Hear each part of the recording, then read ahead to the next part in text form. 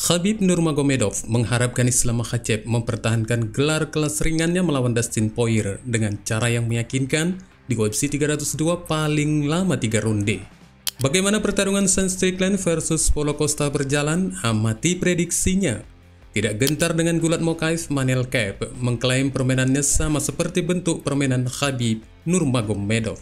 Oh yeah, baby. You don't have to survive, don't you? Let's get it on! I'm ready today, tomorrow. Once I step in there. My journey in the UFC is so quick. I ain't intimidated by nobody.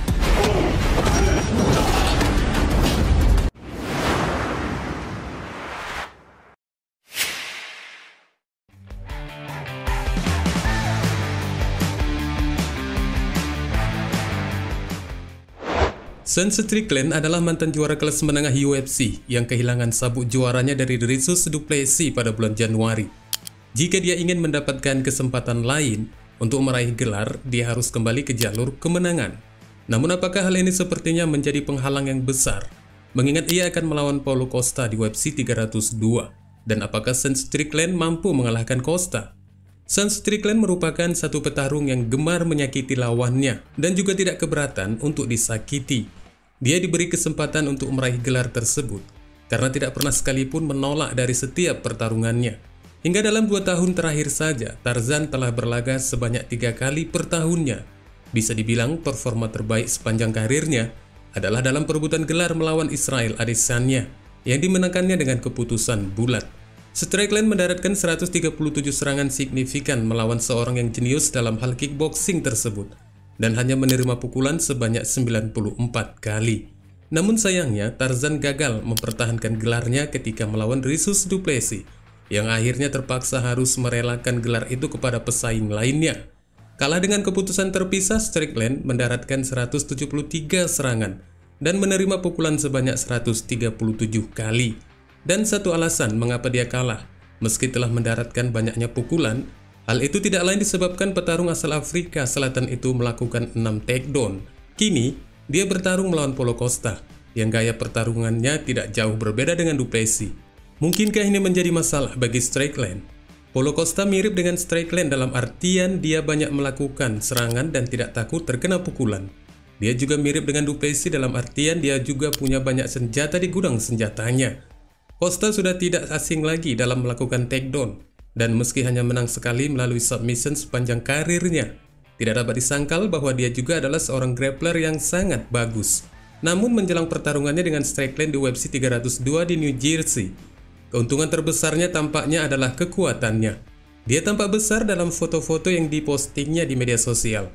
Rekaman latihan Costa juga menunjukkan dia dalam kondisi prima, yang mengartikan bahwa Strickland mungkin akan berjalan ke dalam masalah.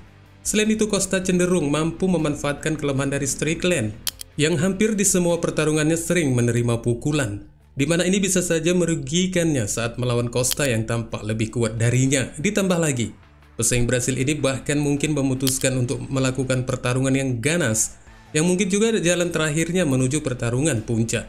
Jadi sederhananya, peluang Sean Strickland untuk memenangkan pertarungan di UFC 302 sepertinya lebih tipis dibandingkan dengan peluang Boru Cina.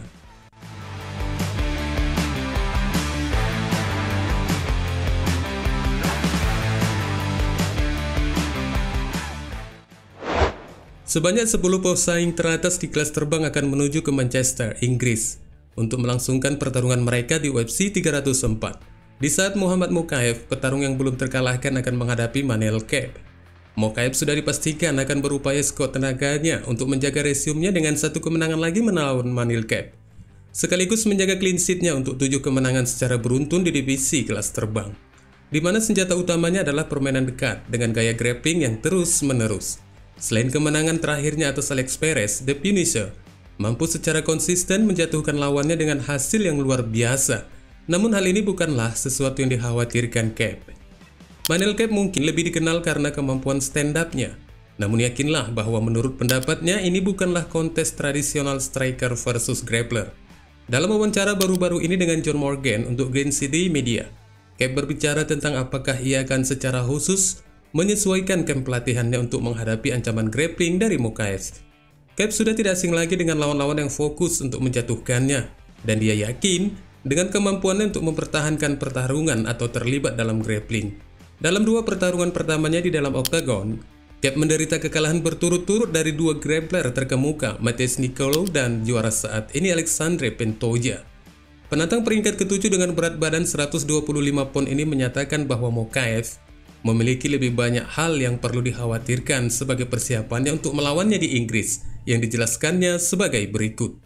How many fighters you see is take me down. Even Pantoja, the champion, if fight me, he didn't take me down. You think Mokaev is gonna take me down? If he take me down, I'm gonna do what I did in David Dvorak. I'm gonna take his arm out. So there is no threat against me. I'm a very complete fighter. I know I'm well for my knockout. So we have to focus on my boxing, on my kickboxing, my knees, my elbows. My everything is him, not me, about wrestling.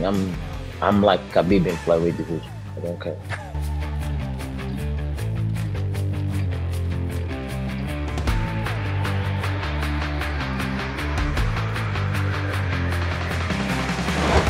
Khabib Nurmagomedov, pensiunan mantan pemegang gelar seberat 155 pon dan pelatih utama Islam Makhachev, semakin terlihat rajin mempersiapkan petarungnya untuk menghadapi lawan yang pernah dikalahkannya sebelumnya, Dustin Poirier, yang akan digelar pada hari Minggu depan.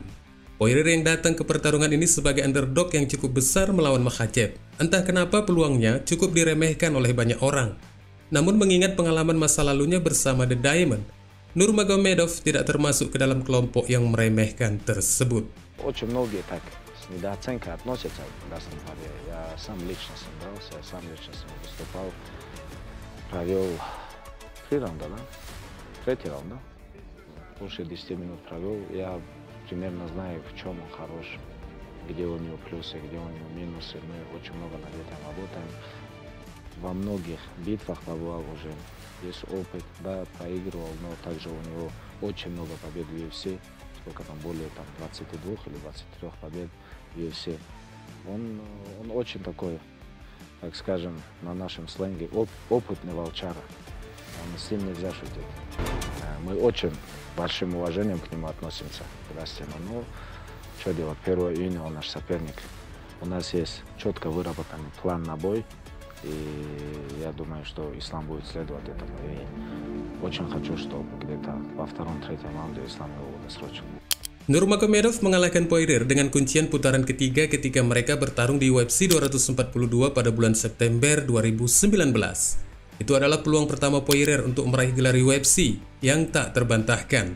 Dan pesaing Luciano itu kalah dengan cara yang sama dalam upaya keduanya untuk memperebutkan sabuk melawan Charles Oliveira di UFC 269 pada bulan Desember 2021. Petarung 35 tahun ini secara terbuka mengakui bahwa ini hampir pasti merupakan kesempatan terakhirnya untuk meraih gelar juara yang tak terbantahkan. Itu mungkin berarti dia akan mempertaruhkan segalanya di dalam circle. Maka Makhachev harus sangat berhati-hati. Timnya memahami hal ini dan Nurmagomedov mengatakan bahwa selama Makhachev mengikuti strategi yang telah disiapkan dari kamp pelatihan, ia akan pulang dengan mempertahankan sabuknya untuk yang ketiga kalinya secara berturut-turut. Kembalinya Khabib ke kamp pelatihan Islam Makhachev terlihat sebagai isyarat bagaimana bahayanya Poirier di pertarungan pertahanan gelar sang juara kelas ringan saat ini. Dan seperti yang disampaikan Khabib, jika Islam mengikuti segala arahan yang diberikannya, maka Raja Pound for Pound itu tetap akan membawa pulang gelar yang selama ini bersamanya. Meski demikian, ada satu hal yang mungkin cukup meragukan bagi Poirier tentang aspek mental yang akan dihadapinya nanti minggu depan, di mana sebelumnya telah dikalahkan oleh petarung yang bisa dikatakan memiliki jurus dan strategi yang sama. Kemungkinan bayangan dari kekalahan sebelumnya melawan Khabib masih menjadi satu gambaran yang sulit hilang dari pemikirannya. Wassalamualaikum warahmatullahi wabarakatuh.